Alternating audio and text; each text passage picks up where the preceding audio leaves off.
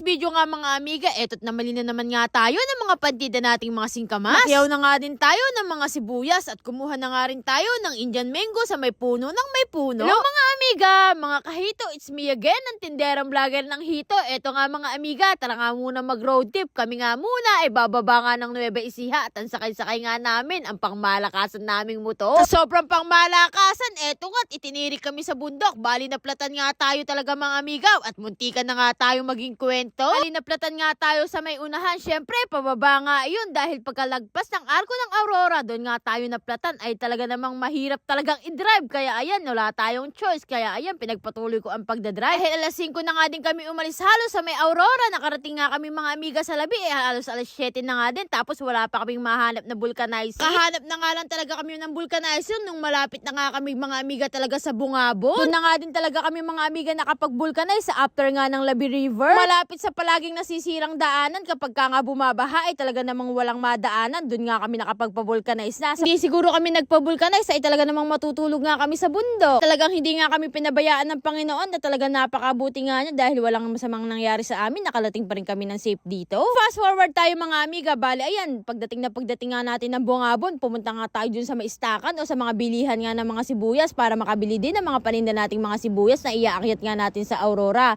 Habang yung kapatid ko naman na si Joy ay busy na naman sa pagbili nga ng mga paninda natin singkamas. Ay talaga naghati na nga kami mga amiga sa gawain nga kasi kung magsasama nga kami kakabili ay talaga namang walang mangyayari nga sa amin at babalik nga din talaga kami kinabukasan. After nga nilang makabili sa sangitan, eto nga mga amiga, bali kinakarga ko na nga lang din dahil nakakarga na nga din yung binili kong mga sibuyas dyan. Bali ayan nga mga amiga, talaga medyo may karamihan nga din yung mga kinuha nating mga paninda. Kumuha nga ako mga amiga ng 350 nga ng mga sibuyas, pula at puti. Tapos kumuha kami ng 150 piraso na ng mga singkamas na maliliit. Tapos kumuha nga din talaga kami mga amiga ng 12 pirasong malalaki nga din na tigdadalawa. Ang suma total ay 160 piraso nga din talaga mga amiga yung mga singkamas nga natin na iaakyat nga din sa Aurora dahil nga dito nga ang kuhanan. Sa sumakab nga iyan galing mga amiga, hindi nga din sa Tarlac. Tapos yung mga sibuyas ay galing naman din talaga dito sa Bungabon dahil anihan na nga din at ganito na nga ang panahon nga iyo. After ko nga din talagang maiakyat yung mga singkamas sa may ating motor, dito naman umakit naman nga din tayo ng mangga. Syempre hindi ko na nga din binidyo kasi nga din nagmamadali nga rin tayo para madai din tayo makakakuhang mangga. Siguro nakakuha din kami ng 20 kilos na mga mangga dyan. So fast forward nga tayo mga amiga dahil galing nga tayo ng Cabanatuan City. Bali eto't pumunta naman ako dito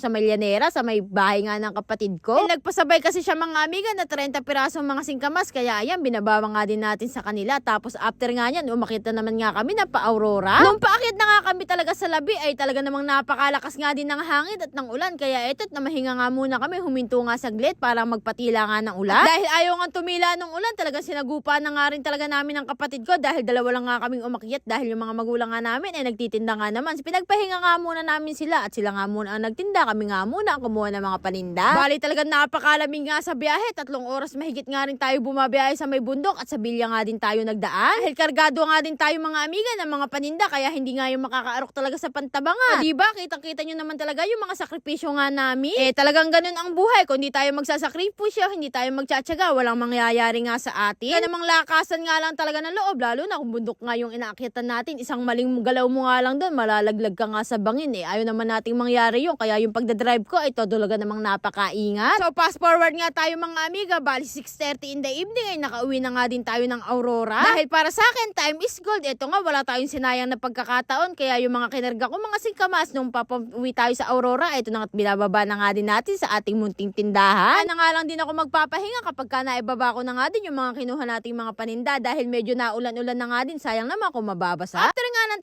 10 minutes sa pagbaba nga ng mga paninda, ito nga't naibaba na nga din natin. Kaya ayan, magpapahinga na nga muna tayo. Kaya hanggang dito na lang muna ang ating munting video. Hanggang susunod muli. Maraming salamat sa panonood. Bye!